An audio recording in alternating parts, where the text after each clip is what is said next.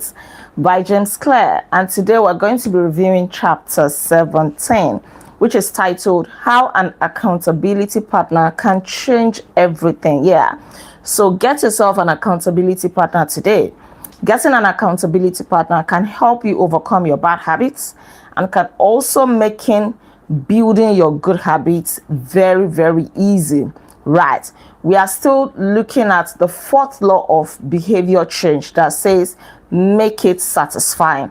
But today we're going to be, looking at it in the opposite direction, as in make it unsatisfying with respect to bad habits. And in order for us to understand that better, let us see a short story about a man called Roger Fisher. He was actually focused on designing strategies. After being a pilot for so many years, he went to Harvard Law School and spent 34 years specializing in negotiation and conflict management. So he was looking for ways to discourage the idea of launching nuclear weapons, right? Especially in the 1970s and in the 1980s, as the threat of nuclear war escalated. So he was looking for strategies to prevent nuclear wars. And then he knew that, and while he was doing that, he noticed the troubling fact, right?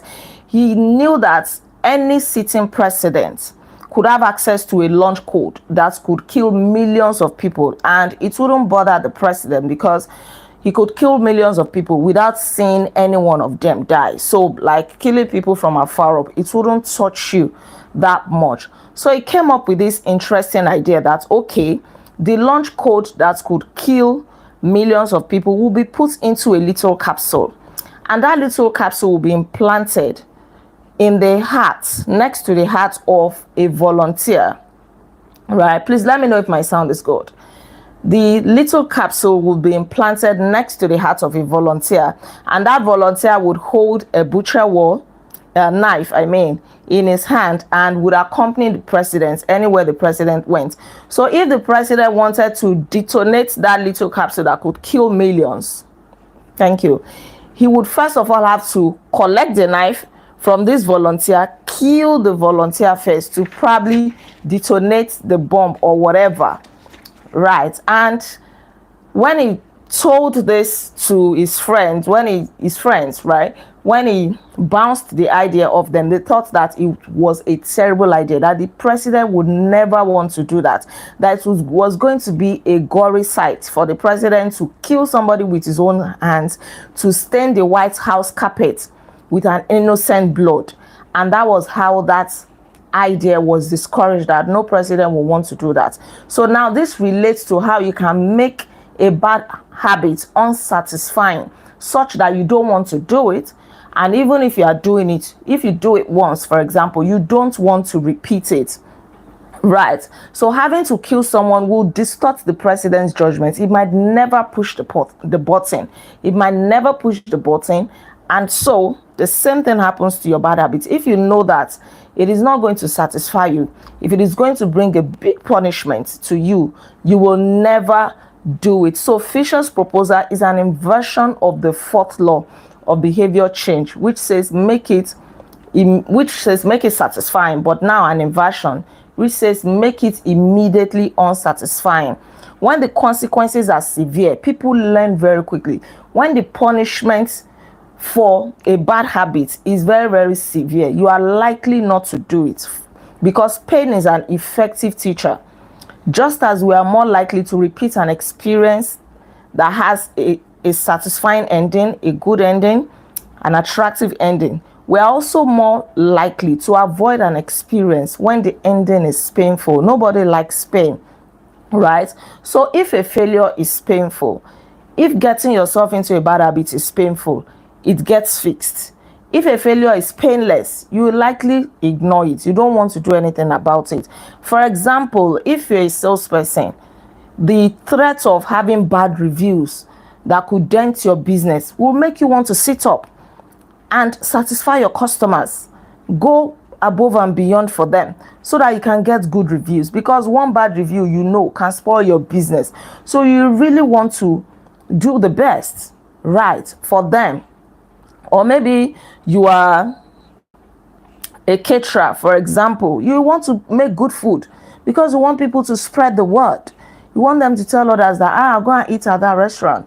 The other day, a celebrity chef in Nigeria was being called out by somebody that bought pepper soup from her, 6,500 naira, and the turkey in the pepper soup was this small. It came in a very small container. The soup was not even looking nice. She came online to rant about it, and the owner of the restaurant, the celebrity, had to issue an apology herself. In fact, they gave this client, I think, 50,000 naira voucher to eat anything she wanted from the restaurant. They had to quickly correct that wrong. They had to do damage control, right? Saying that, they're usually not like that. They would look into it. They apologize. You can have this voucher. Come and eat at our restaurant.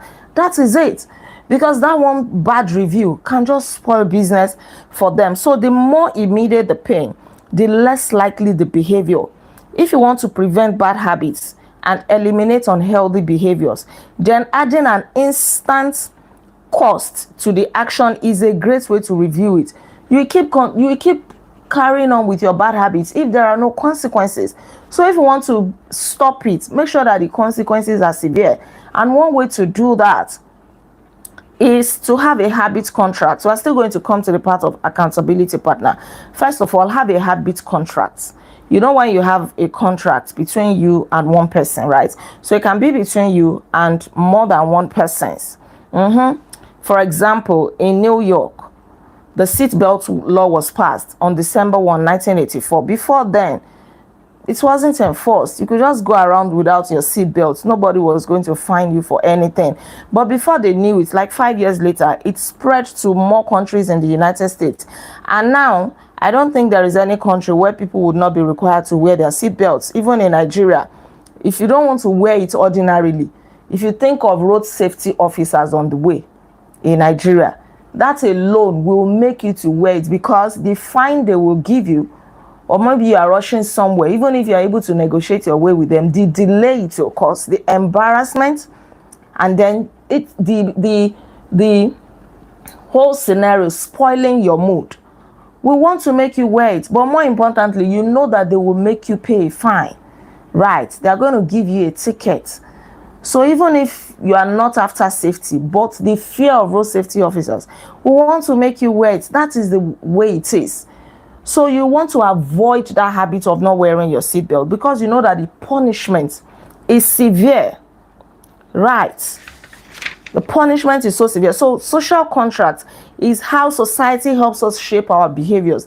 The government puts this in place to say, if you do this, no problem. If you don't do it, there is a fine, there is a punishment, there are consequences attached.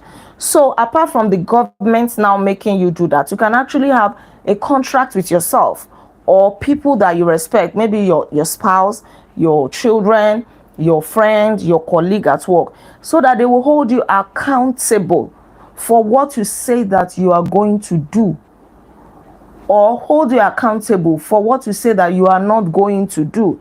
And there is a man here that gives us a good example. His name is Brian Harris. He's an entrepreneur from Nashville, right? Some time ago, he came up with this contract between himself, his wife, and his trainer. He wanted to lose weight, like 200 pounds of weight. So his number one objective was that for Q1 of 2017, he would start eating correctly so that he could feel better, look better, and able to hit his long-term goal of losing 200 pounds at 10% body fat, right? So he made this contract to say, phase one, he would get back to a strict slow carb diet in Q1. Then phase two of the contract, he will start a strict macronutrient tracking program in Q2. And phase three, he would refine and maintain the details of his diet and workout program in Q3, right? So for example, he would also write down all the foods that he consumed each day and weigh himself each day. So if he failed to do it, he would have to dress up. By dressing up, that means he won't wear shirts, he won't wear jeans, he would not dress down. He would dress up, wearing suits and shirts and not in a tie every work day and each Sunday morning. And apart from that, he would give his trainer $200 to spend anyhow he deemed fit. And so because of that, he was able to achieve that goal. So when he achieved that, he made sure that he did not have to pay any of these fines. He even escalated his goals, and this time around he said he would give he will pay an additional $100 if he missed his carbohydrates and protein diet. So when he was able to hit that target, he did not fail to weigh himself. He did not fail to do that. When he was able to hit that, he even increased it again to say if he failed to weigh himself, he would give his wife $500 to spend anyhow she liked, right? And he would have to dress up every single day, wear suit, wear shirt, wear tie, dress formally. And he would even have to wear a hat that he did not like wearing ordinarily. So he put all of these contracts in place just to enforce his good habits. Sometimes you are not doing you are not following through with your good habits because there are no consequences. Nobody's checking on you. Nobody's asking you, why did you do that? Nobody is chastising you. Nobody. You are just on your own. You are the Alpha and Omega. You are the Lord of everything. You are the one making the rules. You are the one breaking the rules. You are the one, no discipline, nothing. Right? You cannot really do everything on your own. So to make bad habits unsatisfying, your best option is to make them painful in the moment. Imagine having to give somebody, if your salary is 100,000 naira, for example, imagine having to pay somebody 20,000 naira. You have to increase the consequences. Don't say, okay, I'll give you 1,000 naira if I break it. 1,000 naira is easy for you to just dash off like that. So you make it like 20,000 naira, 40,000. Don't worry. In fact, I'll give you 50% of my salary if I fail this. Tell me how you're going to fail it. Want to see yourself part with 50% of your salary? I bet you won't want to do that, except you're not going to keep to your word, except you're going to break the contract, and that wouldn't speak well of you. So now, creating a habit contract is a straightforward way to do exactly what you want to do. But even if you cannot create a full-blown contract, you can simply get an accountability partner. That is a good way. Somebody that will check on you. Somebody that will find you, that will respect you and that you also respect.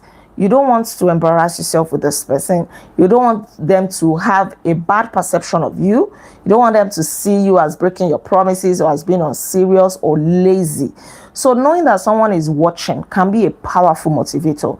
Sometimes we do things not because we really want to do them, but because we know that somebody is looking at me. Imagine if you are sitting down somewhere and you are eating and you're having this feeling that somebody is looking at you. What will happen? You start eating consciously, right? Even though nobody may be looking at you, but maybe somebody is sitting adjacent you, and you're feeling that person's looking. There's a way you will comport yourself. It's exactly the way it is. You are less likely to procrastinate or give up because there is an immediate cost. Somebody is going to follow through with you. Suddenly, you are not only failing to uphold your promises to yourself, but you are failing to uphold your promises to others if they should find you to be not to be trustworthy. And you can automate the process. There is a guy, Thomas Frank. Anytime he missed his good habits, he would have scheduled a post to go on Twitter to say, oh, it's still 6:10 today and I'm not up because I'm lazy. He would have scheduled the post. If he did not follow through with his habit, the post would go live and it will say reply to this tweet for $5, and anybody who would reply will get $5. So that way he was able to motivate himself because he knew that people were online who would quickly claim the $5. Right. So we're always trying to present our best selves to the world. We comb our hair, we brush our teeth and dress ourselves carefully because we know that these habits are likely to get a positive reaction. We want to get good grades and graduate from top schools to impress potential employers and mates and families and friends. We care about the opinions of those around us because it helps if other people like us. This is precisely why getting an accountability partner or signing a habit contract can work as well. You want people to have a good perception of you. You want people to see you as a serious person. Oh, and when they praise you that, oh, well done, keep it up, that's good. It motivates you to want to do more. But if nobody is checking on you, you do what you like. You lack discipline. You can't follow through with your plans. And that's not a good way to build good habits. It's also not a good way to stop bad habits. All right. So in summary, this chapter has taught us that the inversion of the fourth law of behavior change is to make it unsatisfying. If the punishment is severe, you will likely not do it. That way you can stop your bad habits. Number 2, we are less likely to repeat a bad habit if it is painful or unsatisfying. And lastly, an accountability partner can create an immediate cost to action. We care deeply about what others think of us, and we do not want others to have a lesser or an unpleasant opinion of us. So a habit contract can be used to add a social cost to any behavior. It makes the cost of violating your promises public and painful. Knowing that someone else is watching you can be a powerful motivator. Right, before I can say, oh, I'm not going to show up for review on any given day, it must be that I have a very genuine reason, because I know that there are so many people who are looking forward to it. And even if I break it once, like we learned yesterday, if you miss your good habits once, it is regarded as an accident. If you miss it twice, it is the start of another bad habit. So the rule is never miss it twice, right? If you don't have any cogent reason, don't miss it. If you can still push, if you can still try, please try. All right. And when you do your contract, make sure you sign it. Make sure the other people sign it as well. Whether physical signing or virtual signing, let them sign it. That way it is binding. All right. We've come to the end of the review of chapter 17. Thank you so much for watching. Thank you for joining me on this review. Please don't forget to like this video, share your comments with me in the comment section below, and please subscribe to this channel in case you're yet to subscribe. I remain Olaide Agbaje, also known as First Lady, and on this channel I inspire you to live intentionally. I'll come your way again on Monday by God's grace as we review chapter 18, which says the truth about talents, when genes matter and when they don't. It is going to be another interesting review. Until then, be intentional. Bye.